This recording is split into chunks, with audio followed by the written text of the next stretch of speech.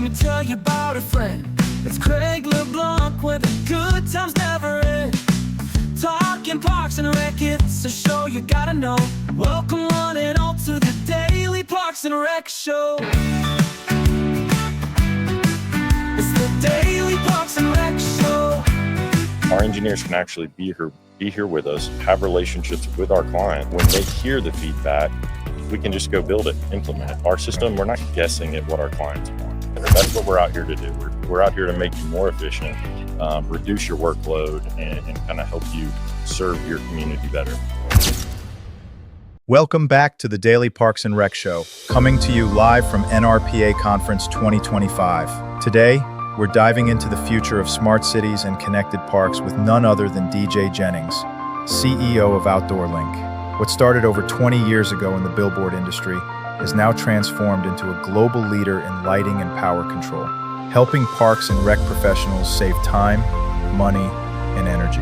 From baseball field lights and splash pads to pickleball courts, parking lots, and even door locks, OutdoorLink is bringing the Internet of Things to life across communities nationwide. In this episode, DJ shares the company's origin story, their expansion into parks and rec, and how they're helping agencies across the country build smarter, safer, and more efficient spaces. Stick around. This is one conversation you don't want to miss. Let's dive in. All right, we are back again. We are live with the Daily Parks and Rec Show. Craig LeBlanc, your host, with DJ Jennings, the CEO of OutdoorLink, our latest strategic partner that's helping us to create a weekly, monthly show all about smart cities and connecting all of your devices to the internet to be able to turn them on with just a touch of an iPhone or an iPad or something. But I wanted you to kind of give us a little bit of kind of the origin story of OutdoorLink. How did it come about, and how did we get to where we are today? Yeah. Hey, everybody. First off, wanted to say, thank you, Greg. We're super excited about this new venture we're doing. You've built a great audience here, and we, are thrilled to be a part of it, and excited to see where it takes us. Oh, thank you. So my name is DJ Jennings. I'm the CEO at OutdoorLink. OutdoorLink was founded by my father over 20 years ago. And it was founded and started in the out-of-home advertising industry. So think billboards, driving up and down the road.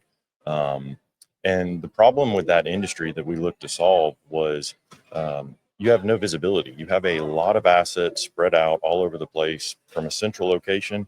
The only way you know about issues is if clients are calling you upset, or if you physically get out at night and drive up and down the road and see if the lights are out.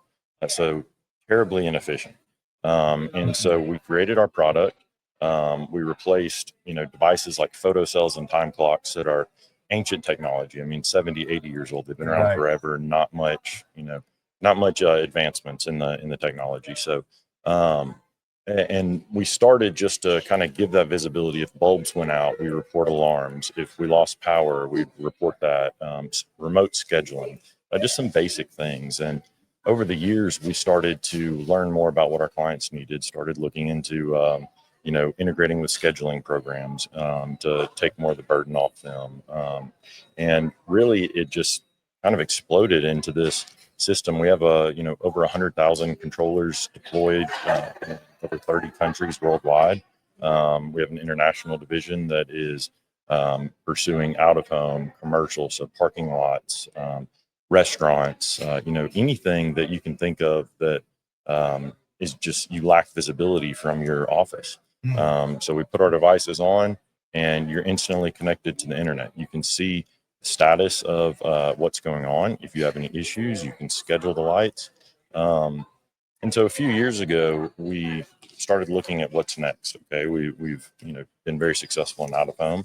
We said, okay, what other industries, what other opportunities out there that we can kind of fill a void? And actually, we kind of stumbled into it. We met Dave Ramirez, who is a director at Hillsborough County. And I think he was there 32 years, long career. And we saw a very underserved area. There are thousands, tens of thousands of parks all over the world. And some of them have nice big systems that are fancy LEDs, flashing lights, play for walkout songs, but very underserved for just the baseball diamond that, is used once a week. Pee Wee coaches come out, leave the lights on at night. You got to get out and go turn them off because the neighbors are upset or you're spending a lot of taxpayer dollars. So we started pursuing Parks and Rec, and kind of the rest is history. This is our 3rd or 4th year in it, and it's kind of taken off. So very excited about the direction of everything. Now you have gone on almost nearly a nationwide tour between you and Tasha, going to, have y'all hit 40 states, or what number have y'all up to? In terms of deployed units? No, attending the associations. And I couldn't even guess. I lose count. I go to shows across, all the verticals that OutdoorLink serves. And I bet we, attend 60, 70 shows a year. So there's, I would guess we're in a lot of them. And then y'all are, this is y'all's 3rd year at NRPA? Yes. And so maybe give a testimony to just, what's it like to show up and have your product here at NRPA's convention? It's fantastic. I was mind blown. We come from an industry where there's maybe 1,000 operators, 1,000 billboard owners out there, and each one owns, hundreds to thousands of assets.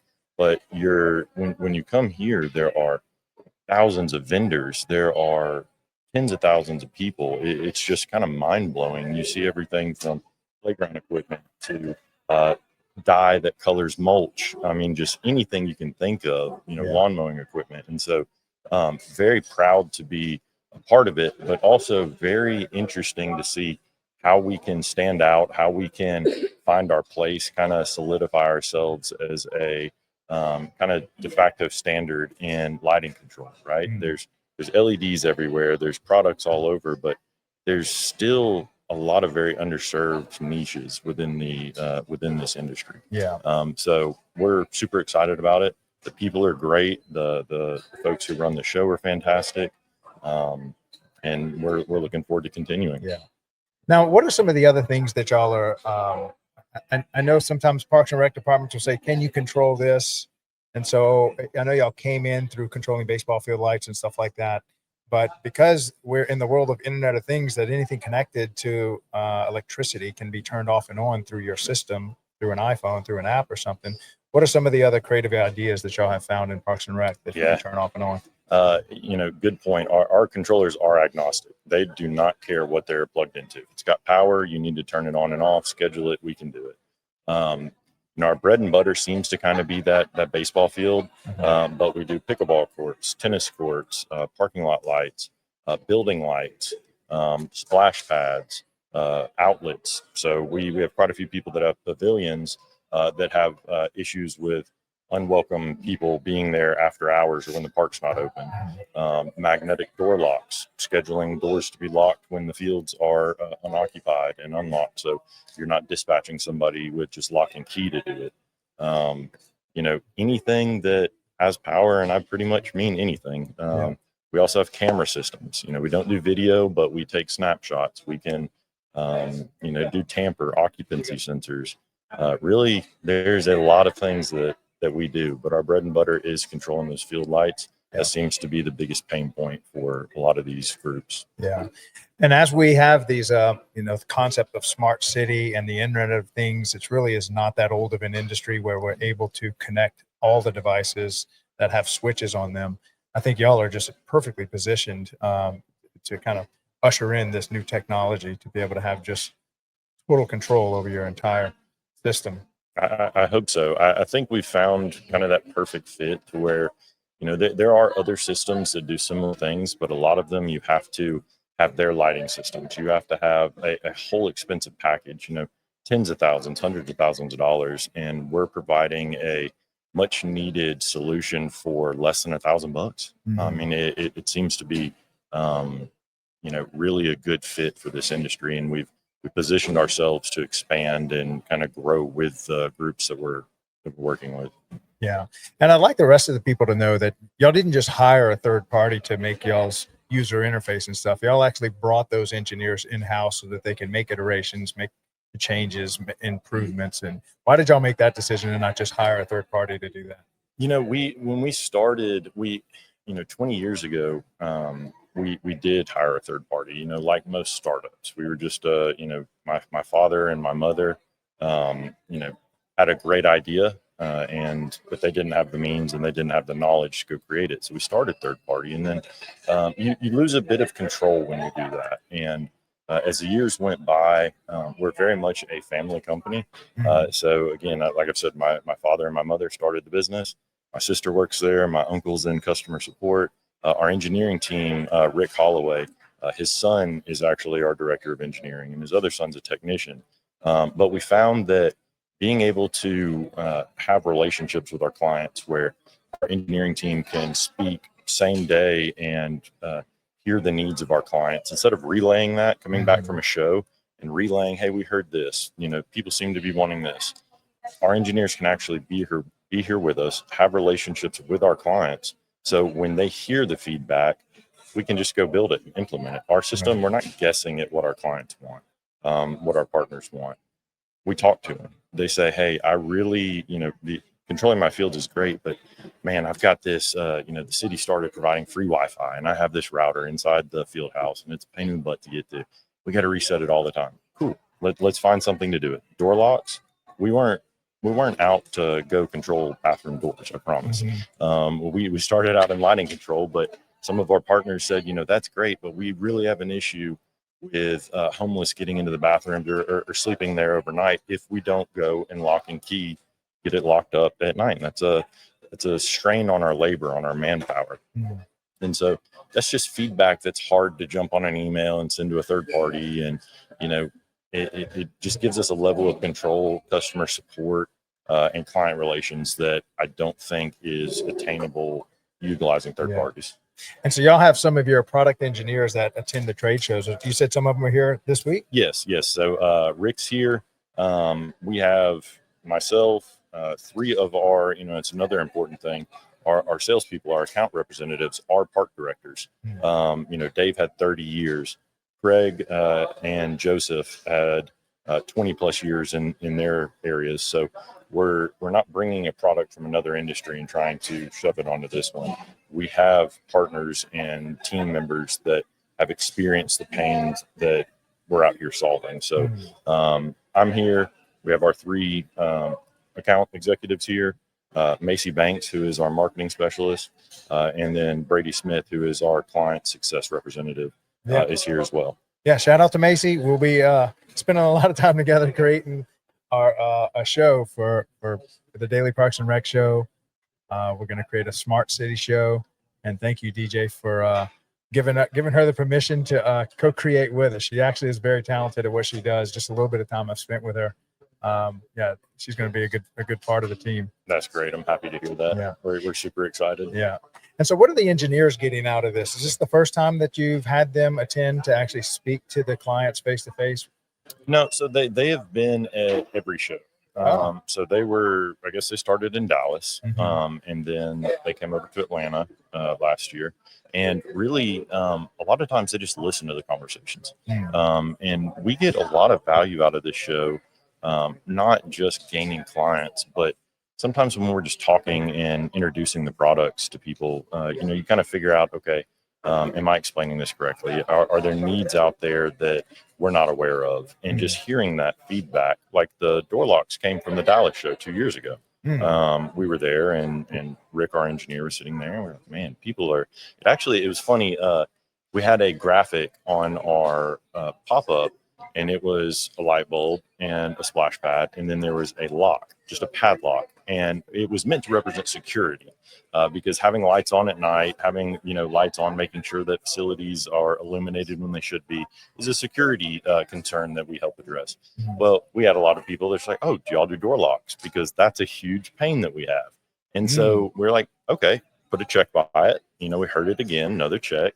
And then we started asking people. We said, hey, we're hearing a lot about door locks. Is this something you're experiencing? Yeah, it is. And so Rick goes back. Next day, he's got, some magnet locks from Amazon, and he's, got it mocked up on his desk, playing around with it. And, nice. It doesn't fill a need for every park out there, but the ones that it does, it's fantastic, because the more issues and the more work we can take off of these municipalities, these groups' plate, the better. That's what we're out here to do. We're out here to make you more efficient, reduce your workload, and kind of help you serve your community better. Yeah. Well, man, so where can we find you? Obviously, you can go to their booth here at the NRPA convention. They're nearly at every Parks and Rec convention statewide, all the state conventions. How else can they get in touch with you? You can jump on our website, OutdoorLink.com, search us up. You can give us a call, get on our Instagram, Facebook, LinkedIn, shoot Craig an email, jump on, leave a comment on the YouTube, wherever you want. We will, we'll figure out a way to get in touch with you. You just show some interest, raise your hand, and we'll find you. Fantastic. Well, man, thank you for supporting the Daily Parks and Rec Show. We really couldn't do what we're doing. And as we grow this out, it's important to have strategic partners, not just to help with funding, but also they're helping us to create the content that's valuable to the Parks and Rec industry, because you probably see this out there a lot, that Parks and Rec professionals cannot master every single niche. And so it's important to have third-party vendors that have a deep understanding like you do in your industry, so that you can help deliver that service. And so I'm hoping we can create really good long-form content of it, just explaining how Internet of Things and how smart cities are being born right now, real time, and how your company plays a role in that. Well, I think it's fantastic. And again, thank you for having us. We're excited about this. Looking forward to meeting your audience, helping it grow, and just, continuing the journey together. Fantastic. Well, have a great convention. All right. Thanks, Craig. Take care. Are you a vendor, brand, or service provider ready to connect with the heartbeat of local communities? At DPRS Media Co., we tell the stories shaping parks and recreation across America. Through podcasts, live streams, videos, and newsletters, we reach frontline leaders, city directors, and decision makers every single week. From youth sports and facilities to programming and policy, our audience is your audience. Sponsoring or partnering with DPRS Media Co. puts your brand in front of the professionals who build, budget, and buy for their communities. Launching a new product, growing your presence in public spaces, targeting cities, counties, or departments, DPRS is your trusted media partner. Whether you're in software, turf, aquatics, robotics, smart cities, or special events, partnering with DPRS puts your brand in the story. With commercials, interviews, social campaigns, newsletters, and live shows, we're your media team. Partner with us and grow your impact in the $200 billion Parks and Rec industry. DPRS Media Co. Stories that move Parks and Rec forward. Your audience is here. Let's meet them.